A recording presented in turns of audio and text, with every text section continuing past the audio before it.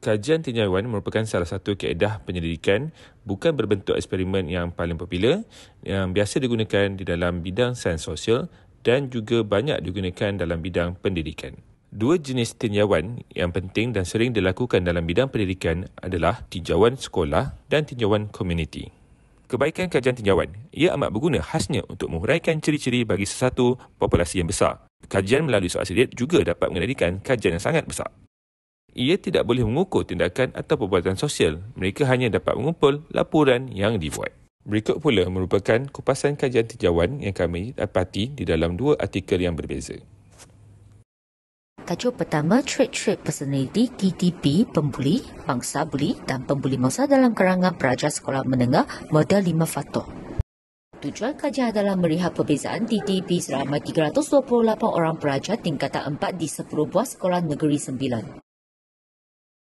Objektif kajian adalah mengenal pasti perbezaan TTP antara pembuli mangsa buli dan pembuli mangsa dalam kalangan pelajar. Rangka konsep menunjukkan perbezaan TTP antara pembuli, mangsa buli dan pembuli mangsa. TTP berdasarkan model 5 faktor Gilbert. Instrumen adalah soal selidik berdasarkan inventory TTP. Terdapat 20 item dalam soal selidik. 5 domain TTP, model 5 faktor Gilbert iaitu domain kesederaan, penerimaan, kestabilan emosi, ekstraversi dan keterbukaan. Kaedah persampalan pepesih telah digunakan. 328 pelajar telah kenal pasti dengan menggunakan soal selidik tingkah laku buli. Proses kutipan data adalah membuat kajian rintis, kumpul maklumat dengan sampel kajian dan analisis data. Baiklah, seterusnya kita lihat kepada kajian kedua, iaitu sikap dan motivasi murid belajar dalam mempelajari bahasa Melayu sebagai bahasa kedua. Dan pengkajinya ialah Khairul Nizam dan Wan Munah Ruzana.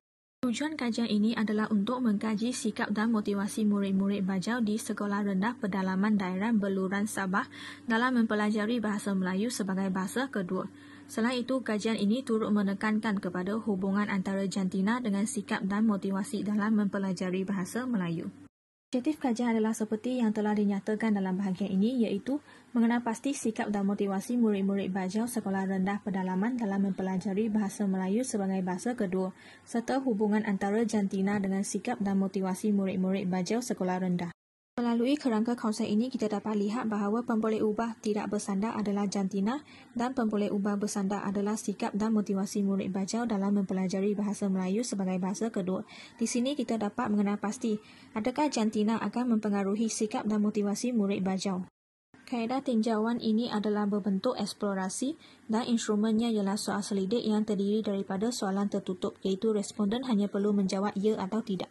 Ini memberi fokus kepada 3 buah sekolah yang terletak dalam kawasan Pulau Jabungan dan jumlah responden dalam kajian ini adalah 56 orang, iaitu terdiri daripada murid tahun 4, 5 dan 6. Proses kutipan data kajian ini bermula dengan melakukan kajian rintis terhadap 20 orang. Selepas itu, pengkaji menjalankan kajian sebenar dengan menetapkan lokasi dan sampel kajian dan diteruskan dengan mengedar soal selidik. Kemudian data dianalisis dengan menggunakan perisian SPSS.